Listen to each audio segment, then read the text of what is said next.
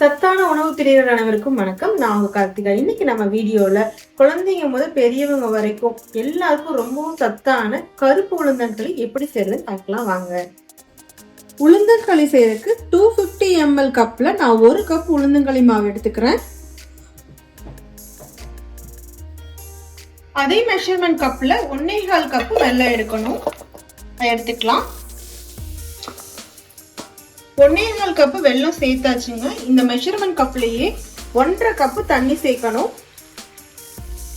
1.5 cup தண்ணி சேர்த்து வெல்லத்துல இருக்கிற டஸ்ட் எல்லாம் நம்ம ரிமூவ் பண்றதுக்காக காய்ச்சி எடுத்துக்கலாம்.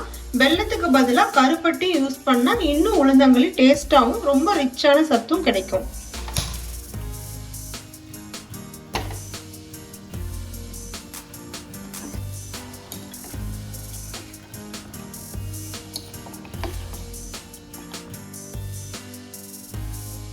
வெல்லம் நல்லா கரைஞ்சிருச்சுங்க. இப்ப நம்ம ஸ்டவ் ஆஃப் பண்ணிட்டு வெல்லப்பாக வடிச்சு எடுத்துக்கலாம்.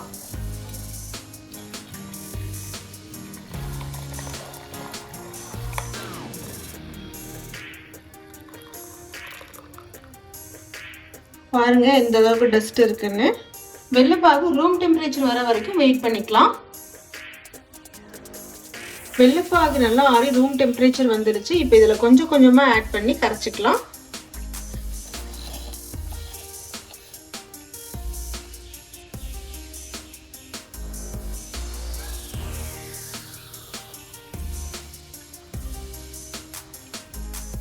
கட்டி இல்லாம கலக்கிக்கணும். என்னதான் நம்ம கரண்டியில கரைச்சாலும் கையில கரைக்கிற மாதிரி வராது.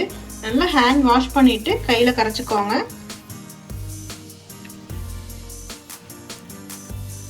பாருங்க இந்த மாதிரி கட்டி இல்லாம நல்லா கரைச்சு எடுத்துக்கோங்க.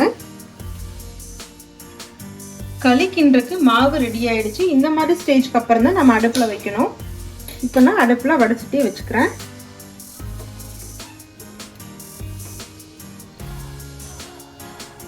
களிக்கின்னு நம்ம அடுப்புல வடிச்சிட்டே வச்ச உடனே நம்ம ஒரு கப்ல செக்குல ஆட்டின நல்லெண்ணெய் எடுத்திருக்கேன். அதை ரெடியா வச்சுக்கோங்க.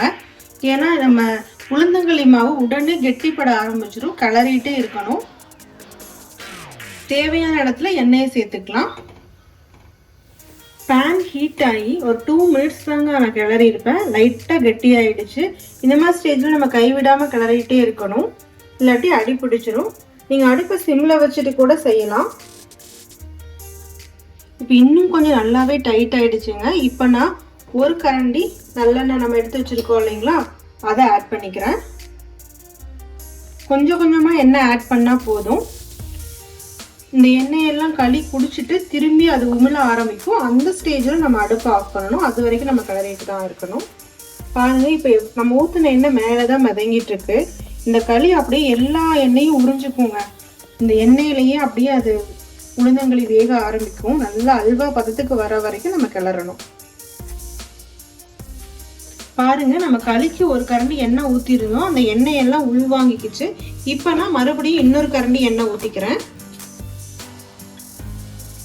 நான் அடுப்பை சிம்ல வச்சுதாங்க செஞ்சுட்டு இருக்கேன். ரொம்ப ஈஸியா செஞ்சிடலாம் இந்த உளுந்தங்களி. இந்த இன்ஸ்டன்ட் மிக்ஸ் இருந்தாலே போதும். நம்ம அடுப்பை சிம்ல வச்சுட்டு கிளறும் போது ரொம்ப கஷ்டமே இல்லாம ஈஸியா வந்துடும். வீக்லி ஒன்ஸ் இந்த உளுந்தங்களி சாப்பிட்டாலே நமக்குலாம் ரொம்ப ஹெல்த்தியா இருக்கும். 5 மினிட்ஸ்க்கு அப்புறம் இப்போ நான் ஒரு கரண்டி மறுபடியும் எண்ணெய் சேர்த்துக்கிறேன். நம்ம நல்லெண்ணெய் சேர்க்கறதுனால நம்ம பயப்பட வேண்டியதில்லை. ரொம்ப ஹெல்த்தி, ஹார்ட்டுக்கு ரொம்ப ஹெல்த்தி வந்து நம்ம நல்லெண்ணெய். லேடிஸ்க்கு இடுப்பு வலிக்கும். ரொம்ப சின்ன குழந்தையிலேருந்து பெரியவங்க வரைக்கும் ஜென்ஸும் சரி சாப்பிடலாம். எலும்புகளுக்கு ரொம்ப வலுவா இருக்கும். இப்போ நான் 4வது கரண்டி எண்ணெயும் சேர்த்துக்கிட்டேன். இப்படி நம்ம எண்ணெயை சேர்த்து சேர்த்து கிளறும் போது நமக்கு கை வலிக்காது. களியும் ஈஸியா கிளறக்கு வரும். அடியும் பிடிக்காது களி. ஃபர்ஸ்ட் டைம் தான் நீங்க களி செய்றீங்க அப்படின்னா இந்த மெத்தடை ஃபாலோ பண்ணி நீங்க செய்யும் போது கஷ்டமே படாம ஈஸியான உளுந்தங்களி மேக் பண்ணிடலாம். இப்போ 10 நிமிஷம் கிளறி இருப்பாங்க. பாருங்க இந்த ஸ்டேஜ்ல இருக்கு. நான் அடுப்ப சிம்லையும் ஹை ஃப்ளேம்லையும் மாத்தி மாத்தி வச்சு கிளறினேன். பாருங்க நல்லா கோந்து ஸ்டேஜ்ல இருக்கு. 5வது கரண்டி எண்ணெயை நான் சேர்த்துக்கிறேன். இந்த கரண்டி தாங்க நான் சொல்றது. ரொம்ப சின்ன கரண்டி தான். கொஞ்சம் கொஞ்சமாக தான் ஆட் பண்ணிட்டு இருக்கேன். கொஞ்சம் கொஞ்சமாக ரெடி ஆகிட்டு இருக்கு. இன்னும் ஒரு ஸ்டேஜ் வந்தால் களி ரெடி ஆகிடும். இப்போவே நல்லா கெட்டி ஆயிடுச்சு. இந்த பதம் வந்ததுக்கப்புறம் கொஞ்சம் கை எடுக்காமல் கிளறுங்க, இல்லாட்டி நமக்கு வெள்ளை பாகு இருக்கிறனால உடனே அடி பிடிச்சிடும். இந்த ஸ்டேஜ் வரைக்கும் 15 மினிட்ஸ் ஆயிருக்குங்க. ஏன் இவ்வளோ லேட் ஆகுதுன்னா நம்ம அடுப்பை சிம்மில் வச்சு செய்கிறோம், அடி பிடிக்கக்கூடாதுன்ட்டு. இப்போ நான் 5வது கரண்டி எண்ணெயை சேர்த்துக்கிறேன். இப்போ தான் சேர்க்கணுங்கிறது கிடையாது. எப்போ டைட் ஆகி உங்களால் கிளற முடியாதுங்கிற ஒரு பதம் வருதோ அப்போ நீங்கள் எண்ணெயை சேர்த்துக்கலாம். பாருங்க, களி ரெடியாக இருக்கிறது உங்களுக்கு தெரியும். எப்படி பாத்திரத்தில் ஒட்டாமல் அப்படியே களி ரெடியாகி வருதுன்ட்டு. இந்த பதம் வர வரைக்கும் சிம்மில் வச்சு செய்யுங்க. ஒன்றும் அவசரமே இல்லை. பொறுமையாக செஞ்சாலும் நல்லா சூப்பராக செஞ்சு எடுத்துடலாம். அதுவும் இது வந்து நான் இரும்பு வடை சட்டி தாங்க வச்சுருக்கேன். இதே ஒரு நான்ஸ்டிக் பேனில் செய்கிறீங்கன்னா இன்னும் ஈஸியாக இருக்கும். ஆக்சுவலாக இவ்வளோ எண்ணெயும் அதுக்கு தேவைப்படாது. நம்ம அடி பிடிச்சிரும், கிளற முடியலை அப்படிங்கிற பர்பஸ்க்கு தான் நம்ம எண்ணெய் ஊற்றுறோம். இப்படி சேர்த்து நம்ம எண்ணெய் சேர்த்து செய்யும்போது நம்ம சாப்பிடும்போது எண்ணெயை சேர்த்து சாப்பிட தேவையில்லை, அப்படியே நம்ம சாப்பிட்டுக்கலாம். பாருங்க, களி ரெடி ஆயிடுச்சு. பாத்திரத்தில் ஒட்டவே இல்லை. அப்படியே அல்வா மாதிரி நம்ம எங்கே இழுத்தாலும் அப்படியே வருது. எண்ணெய் பிரிஞ்சு வந்திருக்கு, உங்களுக்கு தெரியுதுன்னு நினைக்கிறேன். பாருங்க எந்த அளவுக்கு எண்ணெய் பிரிஞ்சு வந்திருக்குன்னு. நம்ம ஊற்றுன எண்ணெயில இந்த அளவுக்கு பிரிஞ்சு வர அளவுக்கு உளுந்தங்களையே ரெடி பண்ணிக்கணும். நம்ம கிளறோம் அப்படின்னா பாருங்க, சட்டியில் ஒட்டாமல் அப்படியே வருது களி. நம்ம எப்படி இழுத்தாலும் மொத்தமாக சேர்ந்துட்டு நம்ம ஊற்றின எண்ணெயெல்லாம் பிரிஞ்சு எவ்வளோ அழகாக வருது பாருங்க. இதுதாங்க ஸ்டேஜ். இந்த ஸ்டேஜ் வந்தோன்னா நம்ம அடுப்பை ஆஃப் பண்ணிடலாம். பாருங்க, ஒரு 15 மினிட்ஸில் அடுப்பை சிம்மில் வச்சுட்டு தான் கிளறி எடுப்பேன். சூப்பரான கருப்புளுந்தங்களி ரெடி ஆயிடுச்சு.